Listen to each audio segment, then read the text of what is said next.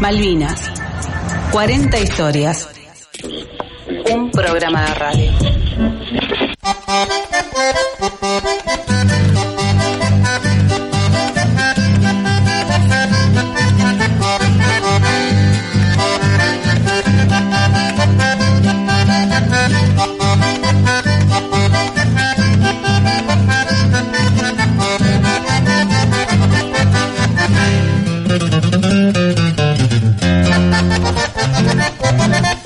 Muy buenos días, tardes y noches, cuando sea que escuchen Malvinas 40 historias.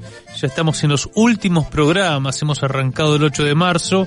Aquí Lucas Molinari, en la puesta en el aire, Julián Alejandro Pelliza, en la musicalización, Manu Rivas, y con un lindo buzo de las Malvinas, el querido Juan Francisco Natalicio. ¿Cómo anda, compañero?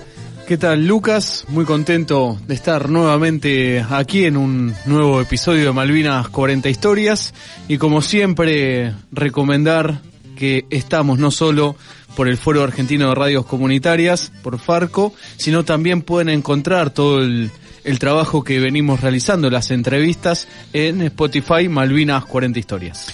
También contamos que el 18 de noviembre vamos a estar haciendo una obra de teatro aquí en la radio, siendo partícipes de Silencio Ficticio, del querido Andrés Fernández, que va a estar viajando desde el sur, desde Río Gallegos, para, bueno, ser parte de este cierre, vamos a decir paulatino cierre de Malvinas 40 historias, porque después vamos a ir hasta diciembre, pero bueno, arranca el Mundial el 20 de noviembre, sabemos que ahí van a cambiar todas las agendas, así que viernes 18 de noviembre, para la audiencia, sepan que, bueno, va a estar abierta la participación, primero la obra de teatro y después, bueno, vamos a estar compartiendo algo para comer, para tomar, y esperemos que todos los veteranos, veteranas también, Silvia Barrera va a estar viniendo en los próximos programas, puedan, bueno, venir a compartir, a hacer un pequeño cierre de año en un 2022 muy particular, porque son justamente 40 años del conflicto del Atlántico Sur. ¿Cómo vienen las charlas? ¿Cómo viene la actividad del Observatorio Malvinas?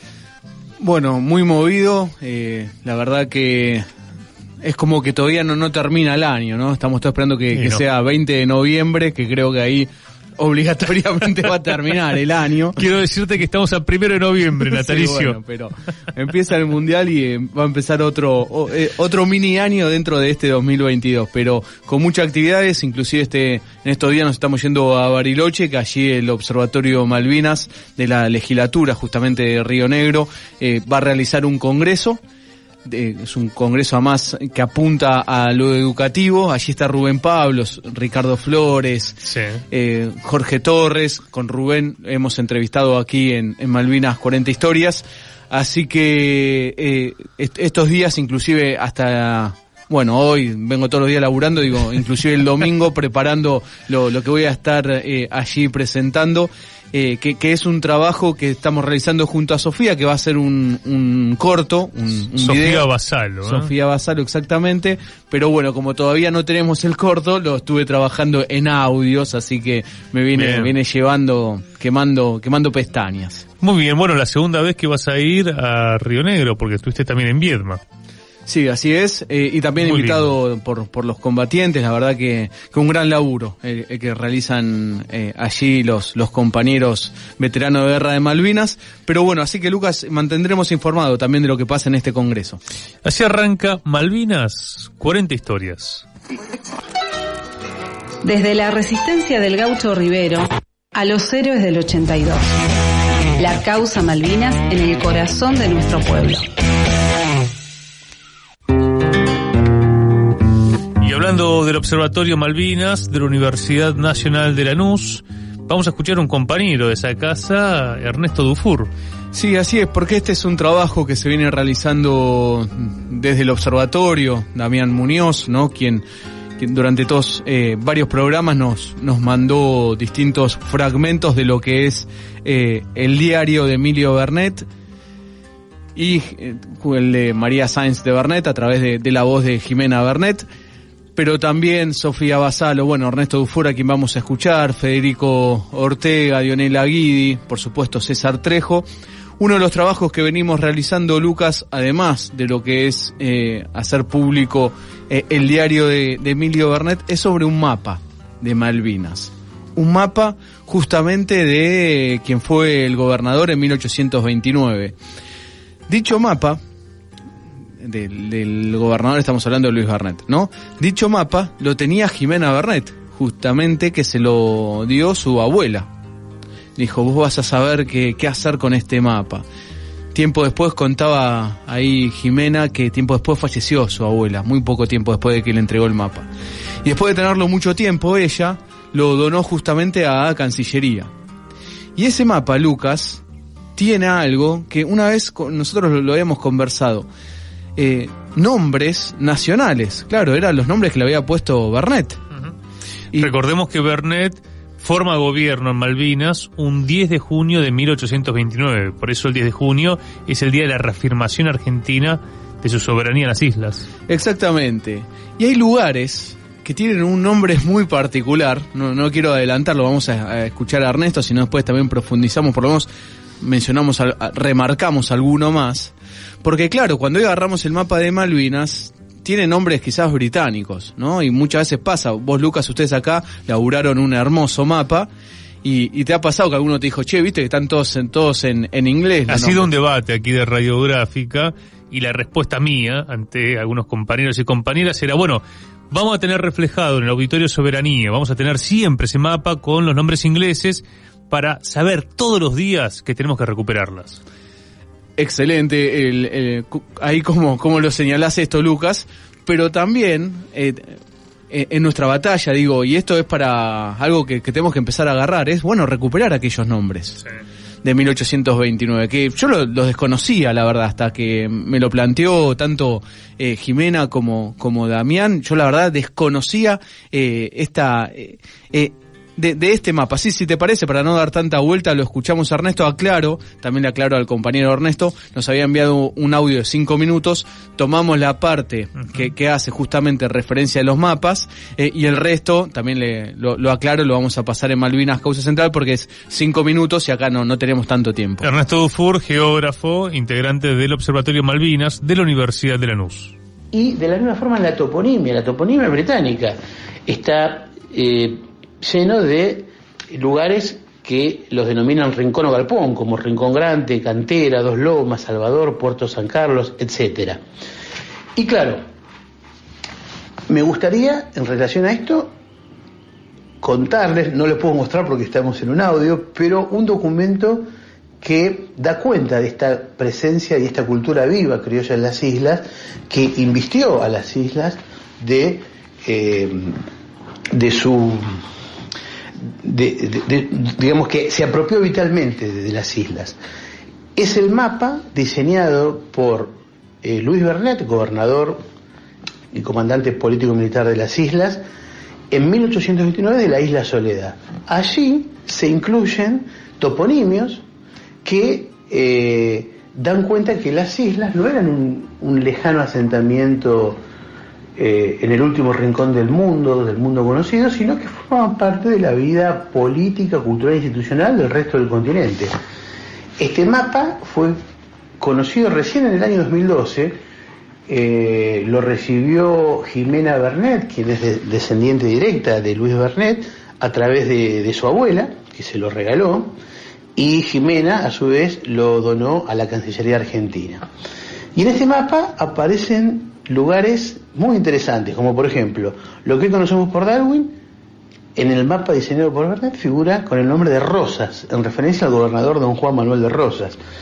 Aparece también el Rincón de Luisa, que era la hija de Bernet más chiquita, que aprendió a caminar en las islas, tenía 3 años cuando llegaron allí. Además está el puesto Dorrego, en una estancia cercana a Puerto Luis, que los ingleses hoy llaman Johnson Harbour, justamente en referencia a Manuel Dorrego. O bien la isla Bolívar, en referencia al libertador Simón Bolívar, una isla que hoy los ingleses llaman Philipsburg. Además de el Rincón de San Martín, en la región de la Fonia.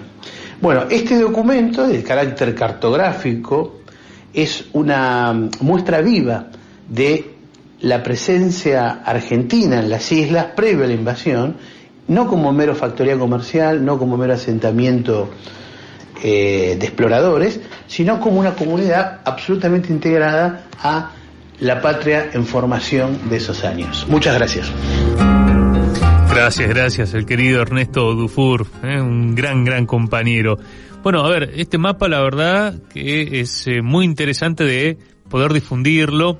Yo vi el acto que se hizo hace poquito, ¿no? Con Jimena Bernet. Fue en el que te pasé, que lo pasó ahí Damián, fue en el 2012, cuando ella lo donaba. El acto no lo sé, la verdad, el acto ese que vimos nosotros, el video donde ella contaba la historia de... Ella lo dona a Tierra Cancillería dona el mapa. Ajá. Y después va a un acto justamente que es lo que nos pasó el compañero Damián, para que veamos en qué trataba justamente de dónde viene este mapa, ¿no? Pero, a ver, el comentario que hacía Jimena en ese acto que vos me pasaste es que en las escuelas de Tierra del Fuego se enseñaba con ese mapa, y uno se queda pensando, che, esto no está, por lo menos acá en la ciudad de Buenos Aires, en el conurbano. De hecho, recién ahora se está difundiendo fuertemente el mapa bicontinental. Hay mucho laburo por hacer en las escuelas, ¿eh? Sí, imagínate además donde están nuestros héroes de Malvinas en el cementerio. Ese lugar se llamaba Juan Manuel de Rosas, no Darwin. Sí. No, imagínate si nosotros planteamos, Lucas, que retomar ese nombre, ¿de qué nos van a tildar? Usted siempre tan nacionalista, ¿no? Siempre, sí. Como eso es, obviamente, que además lo decimos con orgullo, pero después están también los lugares que se llamaban San Martín, Güemes, Bolívar. Dorrego. Claro, Dorrego. Bueno, es recuperar todo ese lenguaje nacional. Vamos con la música. El Manu Rivas me mandó un reggae malvinero. Atenti, pelliza, ¿eh? Yo cuando digo, ¿qué onda? Bueno, la banda se llama Guayubira Reggae. El tema se llama Soldado. Me dice Manu que la banda es de Carmen de Patagones, provincia de Buenos Aires, bien al sur, cruzando justamente a Viedma. Así que vamos a ver este reggae malvinero y después vamos con el entrevistado, un nuevo veterano que va a contar su historia aquí en Radiográfica para toda la red Farco y también para, seguir malvinizando el aire desde este barrio que es el barrio de Barracas.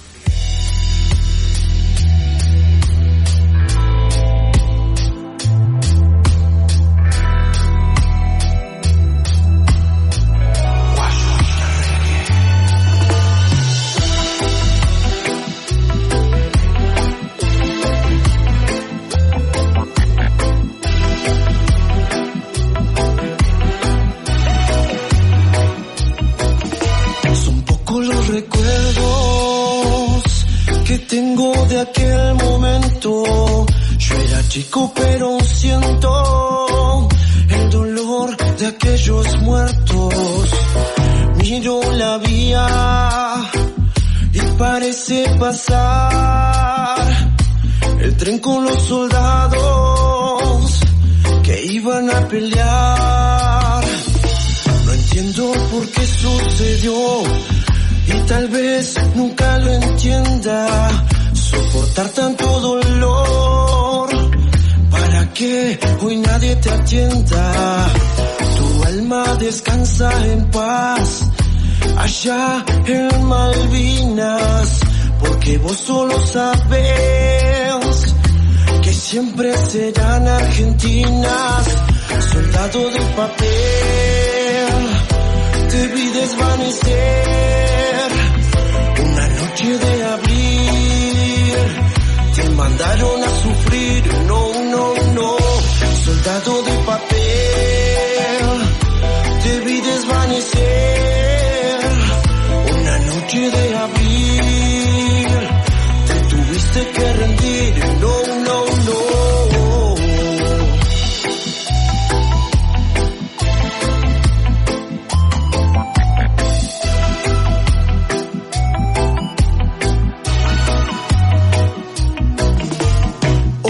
Tu lucha sigue, pero no es como las de antes. Es contra de aquellos sordos que se hacen los ignorantes.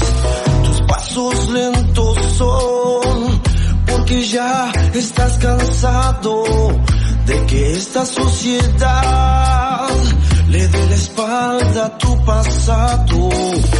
Soldado de papel, te vi desvanecer una noche de abril. Te mandaron a sufrir, no. Soldado de papel, amanecer, una noche de abril, te tuviste que rendir, no, no, no.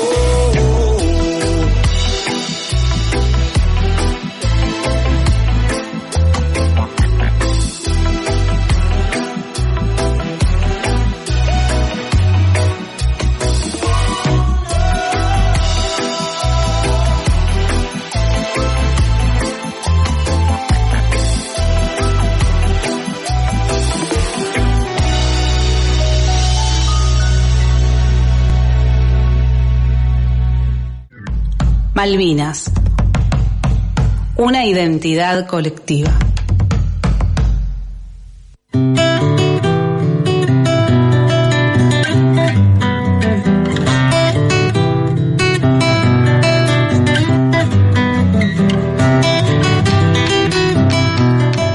Y tenemos hoy el gustazo en el programa número 34, natalicio, ya estamos cerquita de los 40, que es el objetivo de este año.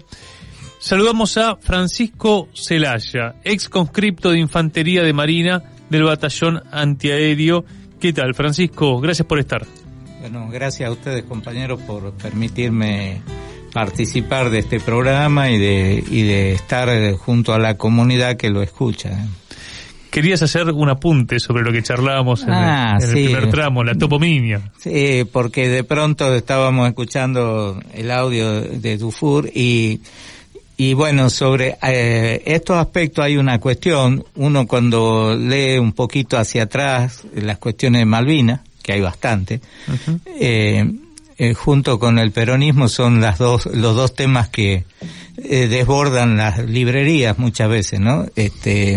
Y de pronto se hablaba de esta dicotomía o esta confrontación entre el inglés y el castellano, y lo cual yo respaldo, de que hay idiomas, hay nombres que son paradigmáticos, digamos, y que debieran figurar así, y de pronto que ya está cuestionado cuando nosotros no aceptamos que digan Falklands a nuestras Malvinas, ¿no? Pero de pronto aparecía, hay un nombre que nosotros lo tomamos en castellano, nadie le dice Stanley en este momento, de la parte continental de la Argentina, y sin embargo aparece... Perdón, salvo el diario La Nación, ¿no? Ah, bueno. Bueno, Alconadamón fue sí. 2 de abril a decir, no se llama más Stanley, dijo. Stanley. Bueno, por eso hay un... Qué cipayo, ¿no? Eso, siendo un poco jaurechiano, aparece el cipallaje en distintas formas y pelajes, ¿no? Entonces, bueno, Stanley no... Se le dice Puerto Argentino, que es la denominación oficial que tomó después de unos días de que se produce la recuperación de Malvinas. Y bueno, el primer nombre que se había impuesto era reimponer el nombre de Puerto Rivero, que lleva el nombre del Gaucho Rivero, y que la primera vez que había sido mencionado así era cuando la Operación Cóndor, con Dardo Cabo al frente, toma durante unas horas la localidad, el aeropuerto, y en esa reivindicación se le pone el nombre Gaucho Rivero, que ya en su momento la Academia Nacional de Historia lo había considerado un delincuente, de que había defendido solo intereses monetarios cuando se sublevó en contra de los ingleses. Bernet era gobernador y a la vez además comerciante, estanciero. Digo, siempre hay intereses. Ahora, si en los que tienen un apellido destacado está bien y en los que no, eso está mal, defender un interés económico, bueno, no entiendo mucho, pero concretamente la capital de las Malvinas de ese momento hoy era Puerto Rivero. Era Puerto Rivero. Interesante el apunte, porque recordemos, 29 de septiembre del año 66, dictadura de Onganía, Operativo Cóndor, ¿no? Sí, que sí. son los compañeros que, bueno, comandados por Dardo Cabo, nominan ese espacio que después, bueno, la dictadura le llama Puerto Argentino, y hoy hay cipayos que... Además, Lucas, los primeros días... Se llamaba Puerto Rivero. Claro, no, se llamaba Puerto, o sea, no sabían bien cómo llamarlo porque pasaba esto, ¿no? Bueno, ¿y ahora qué hacemos? Stanley no podemos, era lo británico. Entonces algunos medios de comunicación decían Puerto Rivero, Claro. inclusive salían comunicados desde Puerto Rivero hasta que se horrorizaron por... Nosotros teníamos instrucción de escribir nuestra dirección con esto de que era Puerto Rivero los primeros días. Entonces, por ahí hay alguna carta que tiene todavía la denominación. Es decir, los primeros días de abril del 82 ustedes ponían Puerto Rivero, no Puerto Argentino. Mira qué interesante. Francisco, contanos, bueno, vos sos de Tucumán. Sí, de Tucumán. Contanos cómo fue tu llegada a Malvinas, cómo fue aquel 82. Bueno, nosotros, un grupo grande de tucumanos, para que te dé una idea, hoy hay registrado en Tucumán 450 tucumanos que estuvimos en Malvinas, o en las operaciones de la Armada, digamos, además de algunos otros que no están registrados. Para que te dé una idea, nosotros tenemos 21 muertos de los 24 que murieron en el crucero Belgrano, y solo 3 en tierra, y esos 3 no vivían en Tucumán sino en el conurbano, por esa corriente migratoria fuerte que tuvimos en un proceso de desindustrialización en los años 60. Entonces,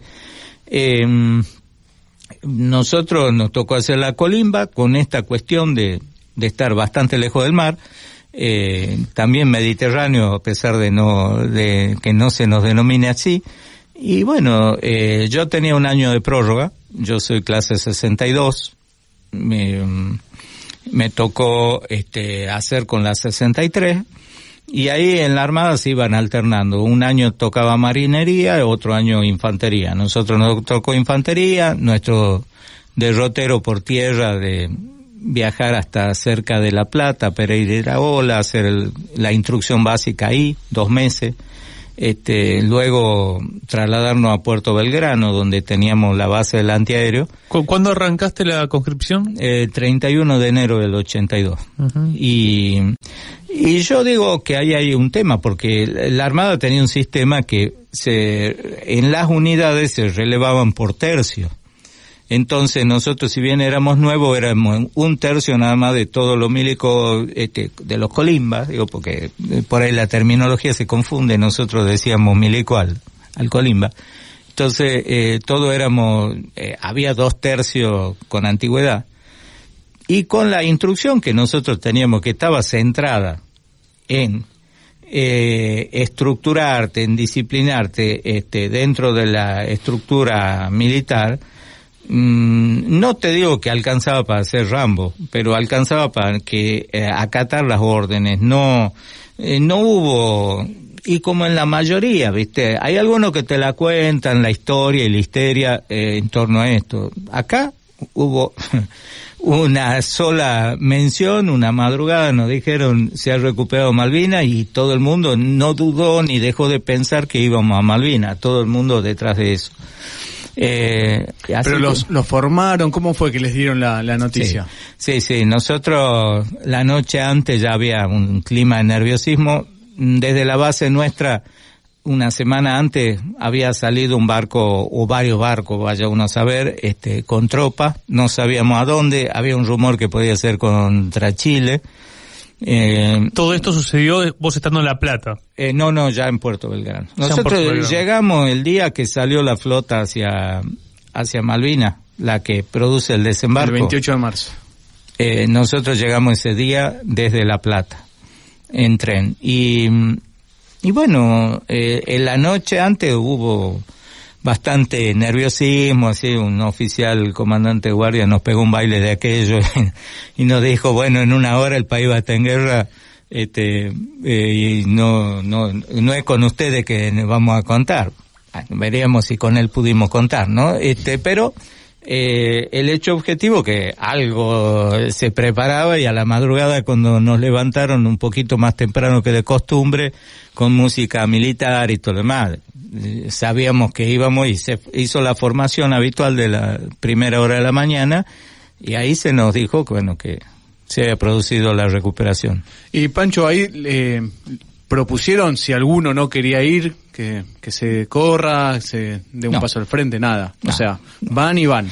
Nos separaron a los nuevos, nos dijeron vos vas acá, vos vas allá. A mí me tocó un área específica que era control tiro, que tiene que ver con la dirección del fuego antiaéreo y con los servicios de la unidad de lanzamiento de misiles que teníamos. Entonces, nos dijeron te toca esto, y en ningún momento hubo ni un debate entre nosotros. Habría ansiedad, sin duda que siempre subyace el miedo. Lo que yo digo, no había pánico, no había esa indefinición, esa indecisión. Además nosotros estábamos adentro. Es distinto los muchachos que de pronto tuvieron ya de baja y de pronto un día le dicen volvé, ya está fuera de nosotros estábamos adentro y habíamos ido a hacer la colimba. Y de pronto surge esto. No hubo escenas ni de eso, ni consulta tampoco. Y cuando llegas a las islas con tu unidad, ¿tenías buen conocimiento de lo que era la antiaérea o era muy básico? En mi caso, no, era básico y no llegamos a hacer instrucción específica en el tema. Y bueno, yo no, más que nada hicimos de todo un poco, y había los suboficiales, era un batallón con muchos suboficiales, o sea que estaban a cargo del armamento, apuntadores, directores de tiro, todo lo demás, que era manual. Y entonces los colimba, bueno, también nosotros éramos parte de un dispositivo de seguridad para nuestras unidades, digamos, ¿no? Pero ahí, ¿cuál era tu función en Malvinas? Bueno, te digo, era asistente de control tiro de los suboficiales que hacían esta tarea. Hacíamos guardia del puesto comando de la defensa antiaérea y hacíamos también asistencia de las piezas que quedaban con algún problema, pues después un bombardeo, por ejemplo, o durante un bombardeo a veces quedaba nuestra unidad de lanzamiento de misiles afuera, había que retirar los cables o rehacer, digamos, líneas de comunicación, ese tipo de cosas. ¿Qué recuerdos tenés de aquel 82, de estar en Malvinas? ¿Qué días? Bueno, generalmente aparece el 1 de mayo, ¿no? Que es el inicio del fuego, pero ¿qué otros días? ¿Qué nos podrías contar de tus recuerdos? Bueno, o alguna anécdota que quieras destacar. Sí, mirá, una vez que empezó el 1 de mayo, donde ya se definió que sí iban a atacar, era motivo de debate, no, van a venir, vamos a arreglar, esto, una vez que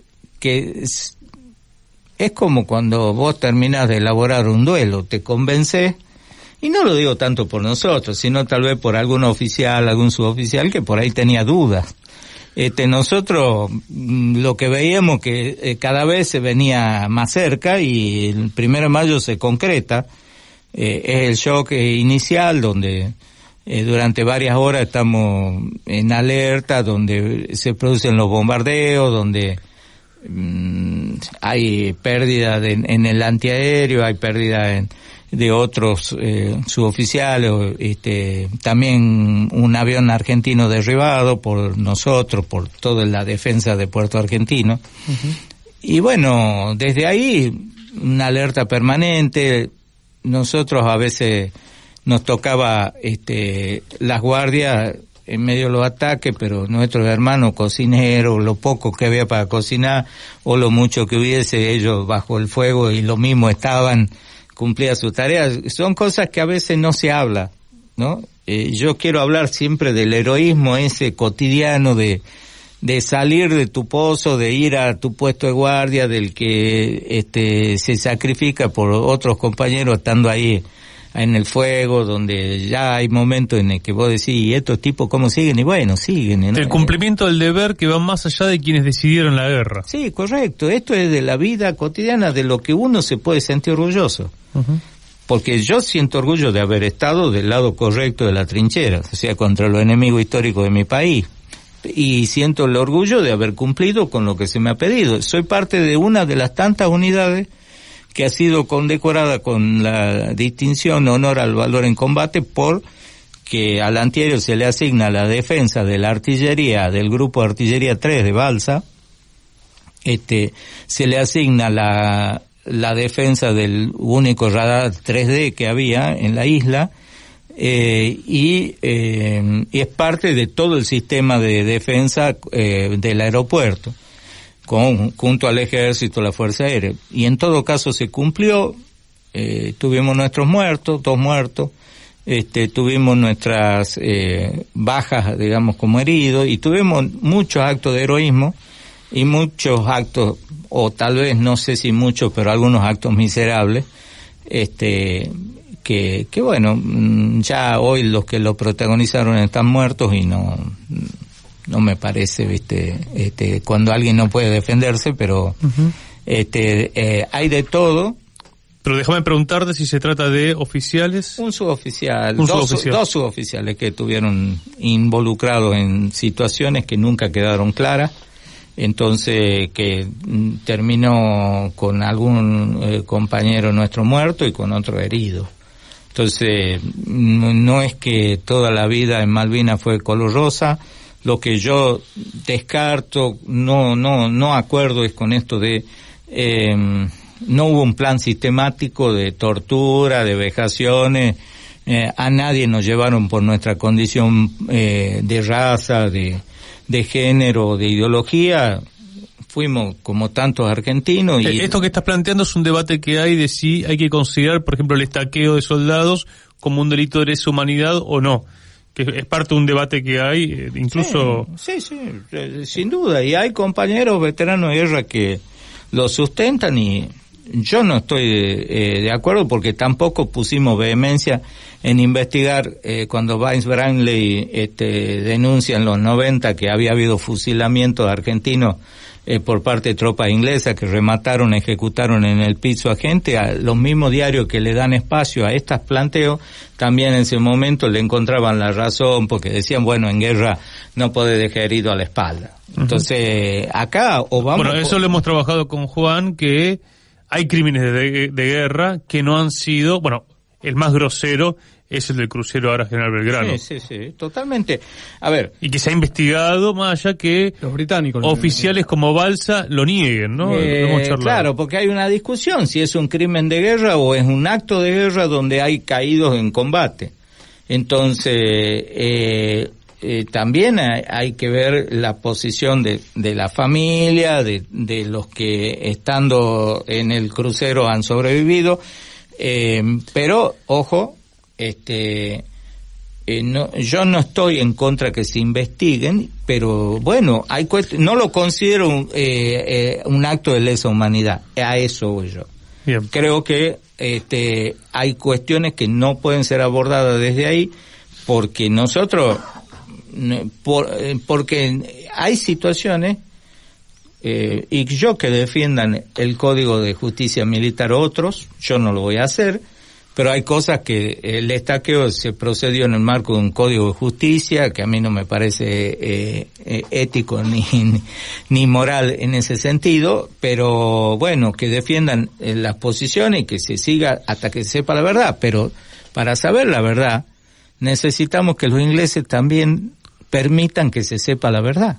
Nosotros hemos desclasificado hasta las compras de papel higiénico, pero ellos no, siguen con yendo en contra de las corrientes mundiales en cuanto a revelación de secretos de Estado. Los británicos ni han explicado cuántos muertos tuvieron. Correcto. Es clasificado como secreto de Estado. Sí, tienen por 90 años desde el 82 tener todo en secreto. Claro.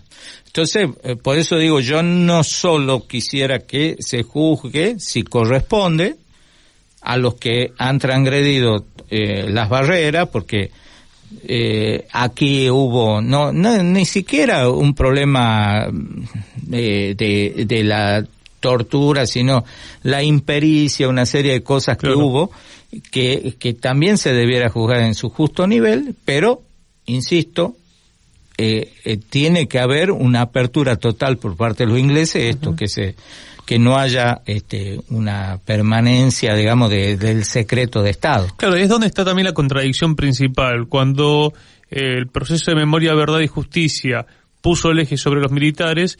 Después de muchos años se logró empezar a discutir y los civiles qué pasó, ¿no? Y los bancos qué pasó. Bueno, en realidad los militares sí cumplieron condena, pero no así los Blaquier, por ejemplo, claro, o los Ford o los Mercedes-Benz, por poner nombres de empresas que han sido partícipes del golpe y beneficiarios del golpe. Esto, ni que hablar de los civiles, bueno, como Roberto Aleman, que siendo ministro de Economía siguió pagando la deuda externa a los británicos en pleno conflicto. Y los miserables que fueron a hacer cola en los bancos para sacar los depósitos el día que estalló el conflicto. Y yo no pido que lo condenen a nadie, pero para mí no deja de ser un cochino y miserable el que va arrastrándose a retirar los fondos. Eso está en los diarios de esa época. Yo no los leí ese día. Pero acá hubo gente que desde todo nivel participó, fugando divisas, sacando fondos. Especulando. En un momento que había compatriotas que ponían todo. Sí, correcto. Y entonces yo por eso muchas veces le digo a la gente que aportó algo y que se siente defraudada, que no se sienta defraudada. Porque no todo es como dicen, que bueno, que se robaron todo. Y bueno, agradezco a la vida de que alguien tomó la decisión correcta de entre pasar chocolate y municiones a la isla, que pasen municiones, ¿viste?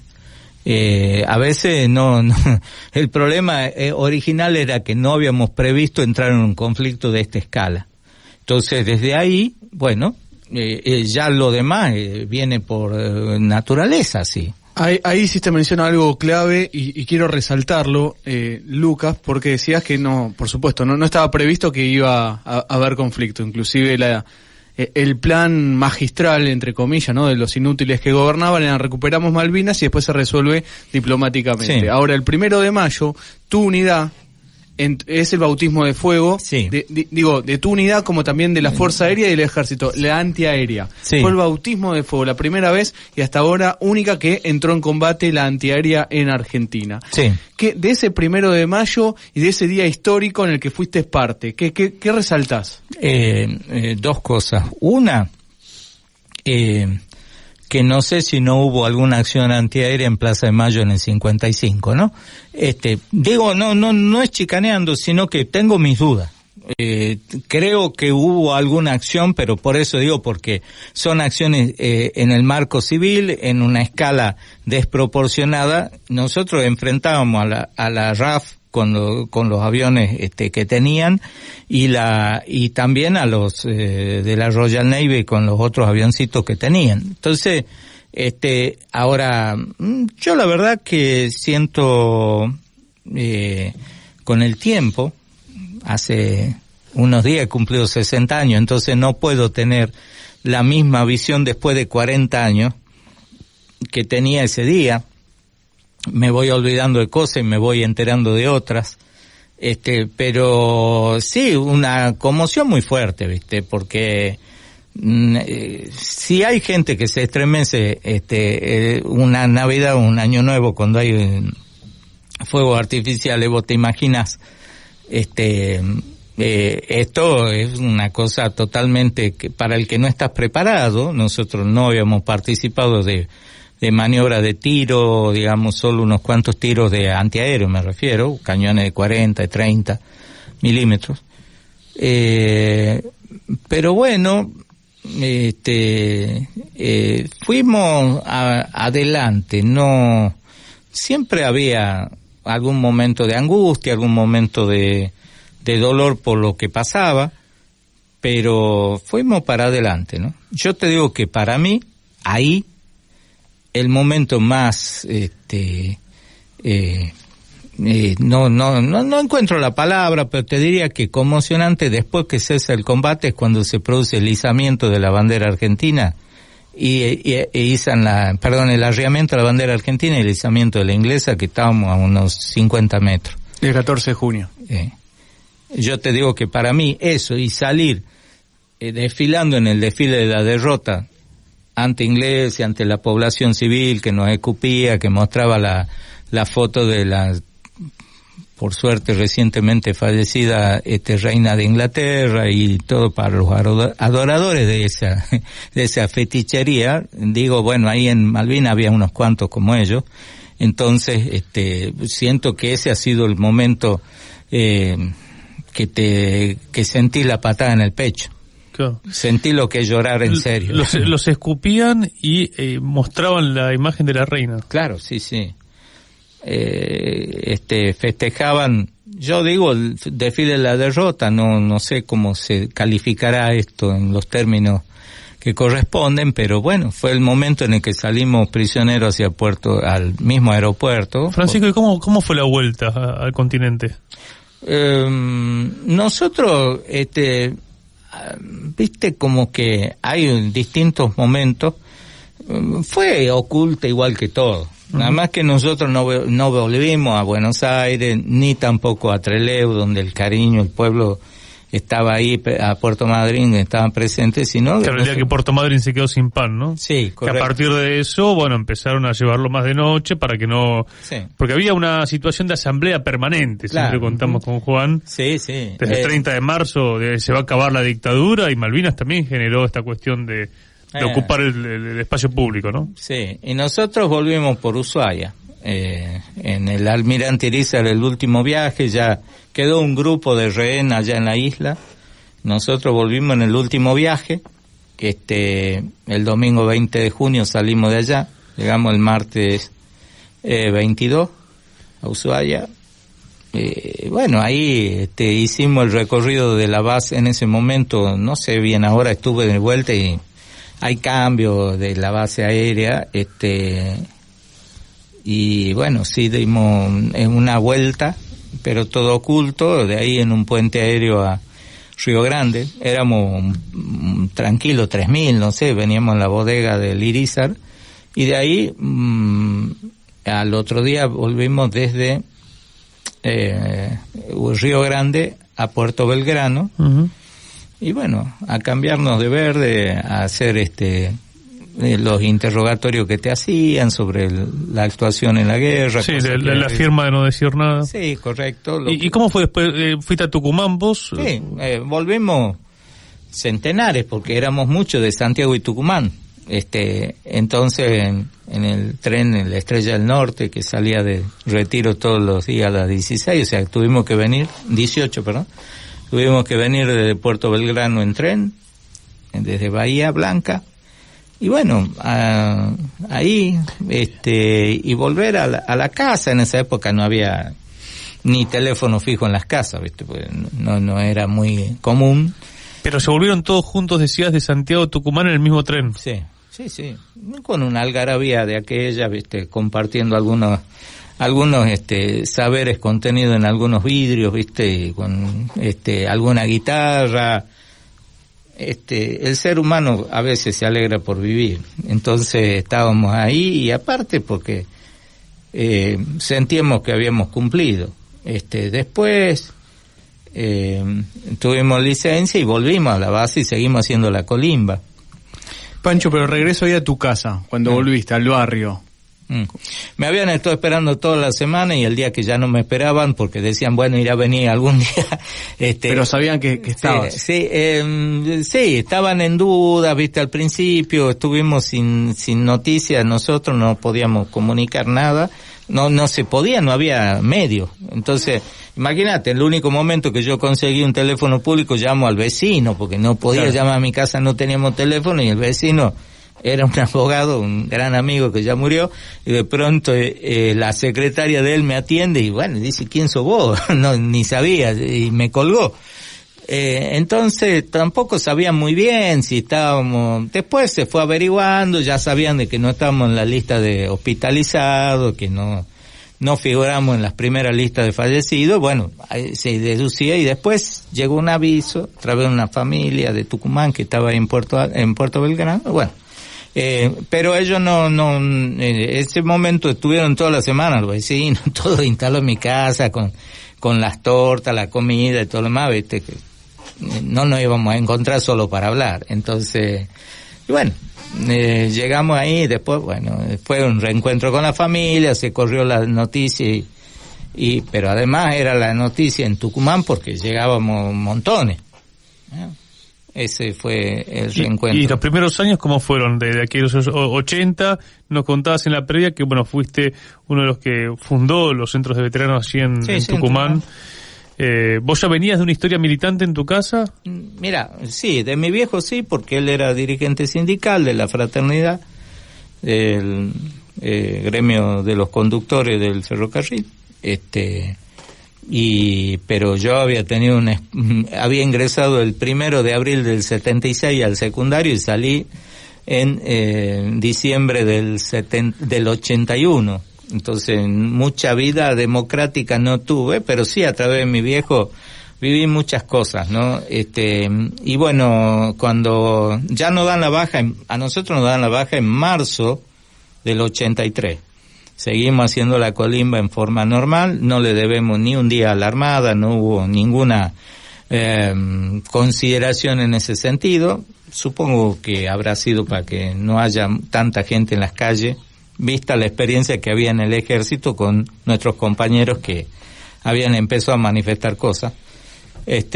Pero bueno, sin mucha explicación, cumplimos los 14 meses. Uh-huh. Entonces, ahí yo me quedé en Buenos Aires, tomé contacto con el centro de excombatientes que se había formado en Buenos Aires, y a partir de eso empecé el laburo de contactar compañeros, amigos, gente que conocía que había estado en Malvinas, y nos juntamos y armamos el primer centro de combatientes. Déjame preguntarte por esa época, Alfonsín, en la presidencia.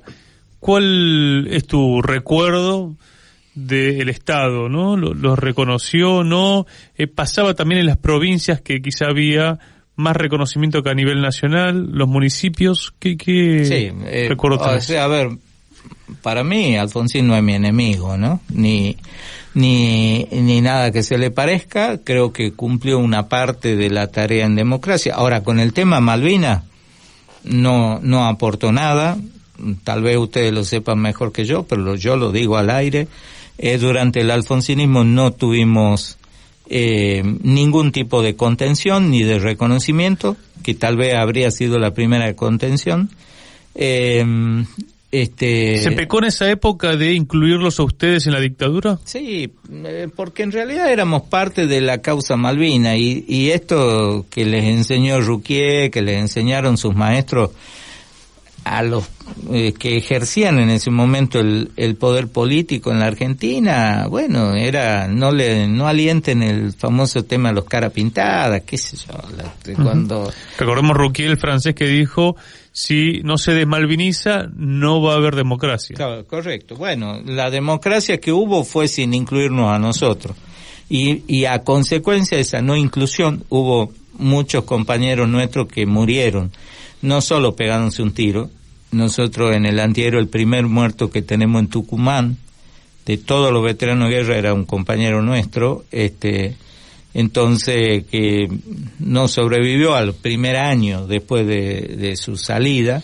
Él ni siquiera era soldado, porque por ahí la buena historia siempre se cuenta con el soldadito, ¿viste? Este era un chango que había sido gancho, como se le decía, o sea, se había quedado en el 78 y en el 82 lo dieron de baja.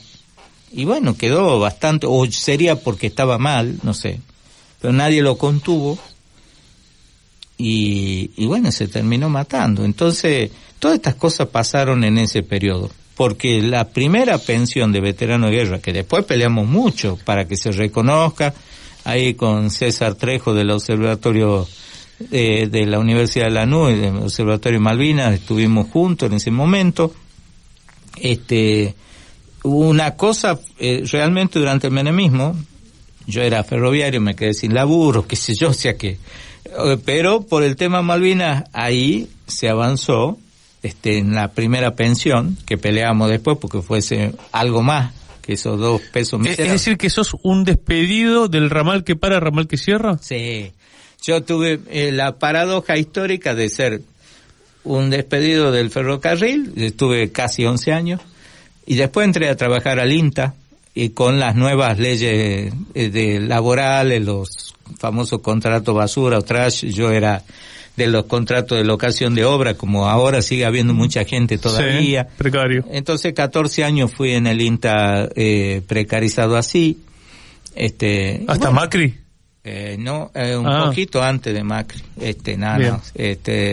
sí, porque yo estaba haciendo una tarea voluntaria en Haití, en tareas de cooperación humanitaria, Y bueno, en un momento dijeron ya está, me hacían firmar todos los meses un contrato que decía que yo no era empleado del Estado, que no era empleado de INTA, qué sé yo, y de pronto me mandaban allá a cumplir una tarea con algún nivel de riesgo, lo que fuese. Bueno, no importa. La cuestión más trascendente es que sí, que es la historia de muchos veteranos de guerra. Nosotros cobramos, cobrar en el sentido de garroteo, con Alfonsín en no ser reconocido, ni asistido los compañeros que más lo necesitaban, y con Menem quedarse sin laburo y entrar en el sistema de precarización. Y eso que muchos de mis compañeros no lo quieren reconocer así, con el único que empezamos a tener un reconocimiento fue con Néstor Kirchner, que empezó a trabajar en ese sentido con mucha fuerza. Hoy en Malvinas 40 historias, la palabra de Francisco Zelaya. Una guerra, 14.000 historias. A 40 años, la palabra de quienes lucharon por la patria.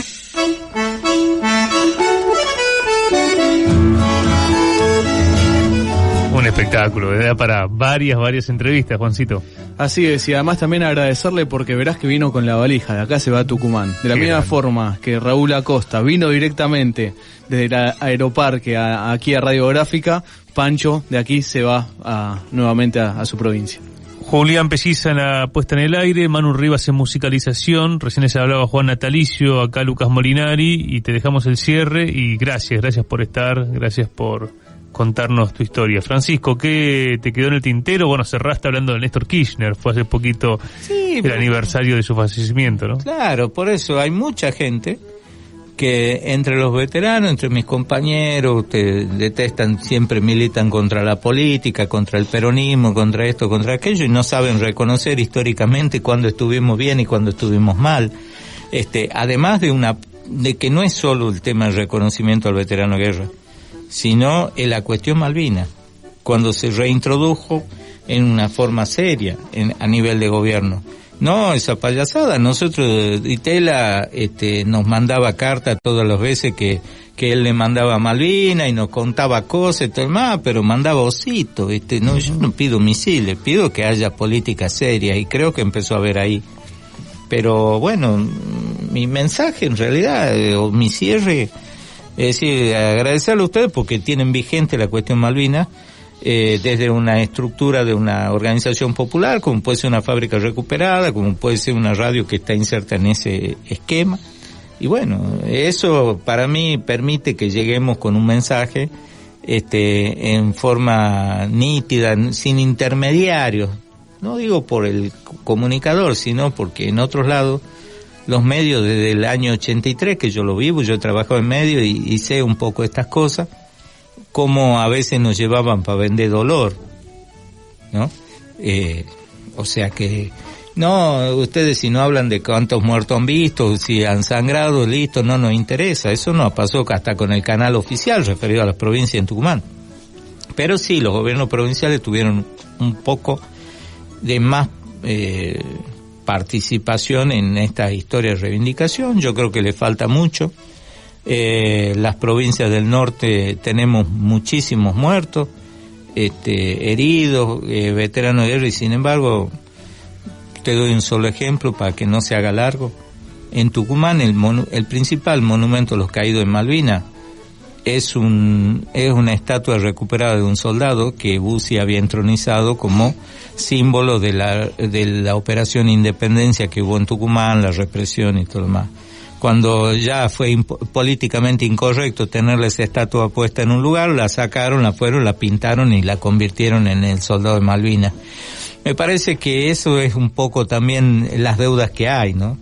Y tantas otras. Uh-huh. Pero bueno, quería poner esto como un poco símbolo. Y bueno, agradecerle nuevamente a ustedes. Gracias, compañero. Gracias.